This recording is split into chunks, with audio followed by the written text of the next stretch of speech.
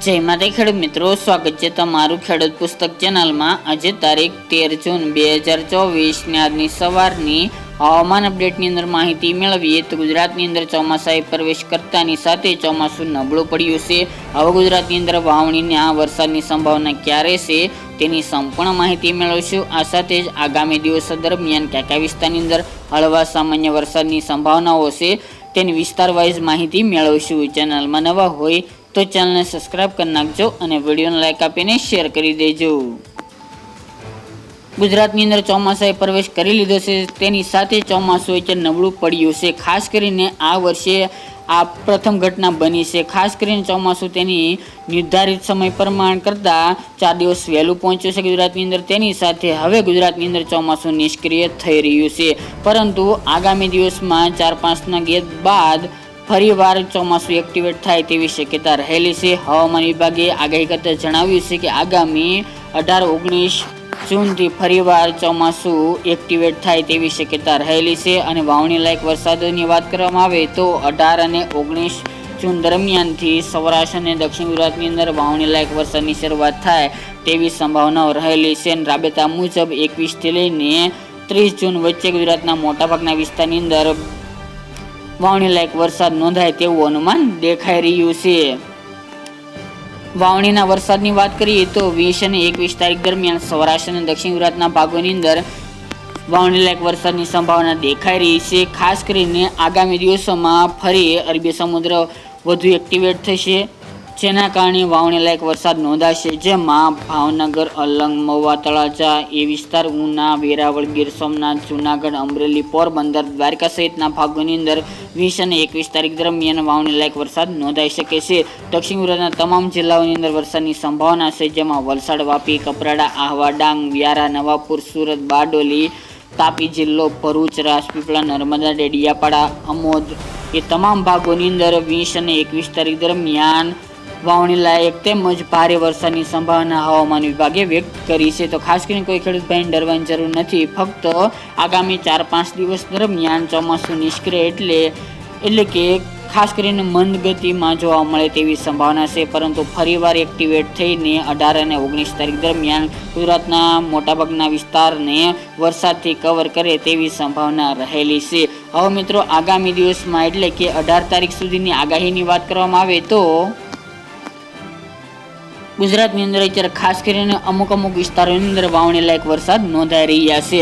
હવે ખાસ તો આજથી વરસાદની માત્રામાં થોડો ઘટાડો જોવા મળશે, સાથે જ વિસ્તારમાં પણ થોડો ઘટાડો જોવા મળે તેવી સંભાવના છે। હવામાન વિભાગની આગાહી પ્રમાણે વાત કરવામાં આવે તો ગુજરાતની અંદર આગામી 17-18 જૂન સુધી ગુજરાતના છૂટાછવાયા વિસ્તારની અંદર હળવા સામાન્ય વરસાદી ઝાપટા પડી શકે છે, જ્યારે કોઈક જગ્યાએ ભારે ઝાપટું પડે તેવું અનુમાન છે અને વાવણી લાયક વરસાદ પણ 1-2 વિસ્તારની અંદર જોવા મળે તેવી સંભાવના રહેલી છે, પરંતુ કોઈ વિસ્તારની અંદર અતિભારે વરસાદની સંભાવના જણાઈ રહી નથી।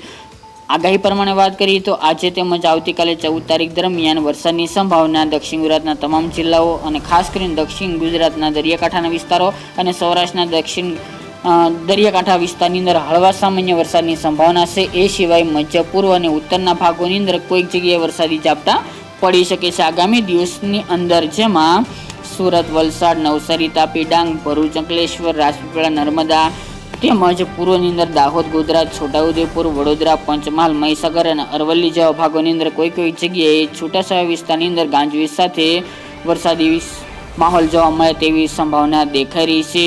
તેમજ સૌરાષ્ટ્રની વાત કરીએ તો ભાવનગર, અમરેલી, જૂનાગઢ, રાજકોટ તેની સાથે બોટાદ જિલ્લો અને ગીર સોમનાથ એટલા વિસ્તારની અંદર સામાન્ય તેમજ કોઈક જગ્યાએ ભારે હળવા મધ્યમ વરસાદી ઝાપટા છૂટાછવાયા વિસ્તારની અંદર જોવા મળે તેવું અનુમાન દેખાઈ રહ્યું છે। ઉત્તરની વાત કરીએ તો સાબરકાંઠા, બનાસકાંઠા, મહેસાણા અને અરવલ્લી જેવા ભાગોની અંદર કોઈક જગ્યાએ વરસાદી માહોલ જોવા મળી શકે છે, બાકી કોઈ ભારે વરસાદની કે અતિ ભારે વરસાદની સંભાવના આગામી 18 તારીખ સુધી જોવા મળતી નથી, પરંતુ 18 તારીખ બાદ ફરીવાર ચોમાસું સક્રિય બનતા ગુજરાતની અંદર વાવણી લાયક વરસાદની શરૂઆત થાય તેવું પણ અનુમાન દેખાઈ રહ્યું છે। ત્યારે જીએપીએસ મોડેલ અનુસાર વાત કરીએ તો આ મુજબ 20 અને 21ના મોડેલો દર્શાવી રહ્યા છે કે સૌરાષ્ટ્રના દરિયાકાંઠાના વિસ્તાર અને દક્ષિણ ગુજરાતના તમામ જિલ્લાઓની અંદર ભારે વરસાદની સંભાવનાઓ દેખાઈ રહી છે, જ્યારે આગામી 15, 16 અને 17 તારીખના અનુમાન પ્રમાણે વાત કરવામાં આવે તો હવામાન વિભાગની આગાહી પ્રમાણે 16, 17 અને 18 તારીખ દરમિયાન છૂટાછવાયા વિસ્તારોની અંદર હળવા સામાન્ય વરસાદની સંભાવના છે,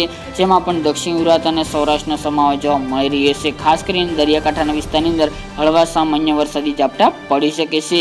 તેમજ દાહોદ, ગોધરા, છોટાઉદેપુર, ઉત્તરની અંદર સાબરકાંઠા, બનાસકાંઠા, અરવલ્લી જેવા ભાગો, મધ્યની અંદર વડોદરા, અમદાવાદ, આણંદ, નડિયાદ, ખેડાના કોઈક જગ્યાએ વરસાદી માહોલ જોવા મળે તેવું અનુમાન રહેલું છે. બાકી અતિભારે વરસાદની સંભાવના કોઈ જણાઈ રહી નથી, કારણ કે હાલ તો એક ચોમાસું નબળું પડ્યું છે, જેના કારણે વરસાદની ગતિવિધિ થોડી આગામી 5 દિવસ દરમિયાન ઘટે તેવી સંભાવના દેખાઈ રહી છે. બાકી ચિંતા કરવાની જરૂર નથી. આગામી 17, 18 તારીખ દરમિયાન તે ફરીવાર ચોમાસું એક્ટિવેટ થશે અને ફરી તેના નિર્ધારિત પરિબળો પ્રમાણે અનુકૂળ હોવાને કારણે આગળ ગતિમાં પ્રવેશ કરે અને ગુજરાતમાં ધીરે ધીરે આગળ વધે અન્ય વિસ્તારમાં તેવી સંભાવના રહેલી છે. પવનની વાત કરીએ તો પવનની સ્પીડ 25 થી લઈને 35 કિલોમીટરની જોવા મળશે અને ખાસ તો પવનો પશ્ચિમ દિશાના જોવા મળે તેવી સંભાવના છે. વરસાદ ન થાય ત્યાં સુધી ગરમી, ઉકળાટ અને બફારાનું પ્રમાણ યથાવત જોવા મળશે. તાપમાનનો પારો નોર્મલ કરતાં 1 ડિગ્રી વધુ ઊંચો જોવા મળે તેવું પણ અનુમાન રહેલું છે. તો મિત્રો, આ અત્યારની વહેલી સવારની અપડેટ. ફરી એક નવા વિડીયો સાથે મળીશું. આજ માટે આટલું જ.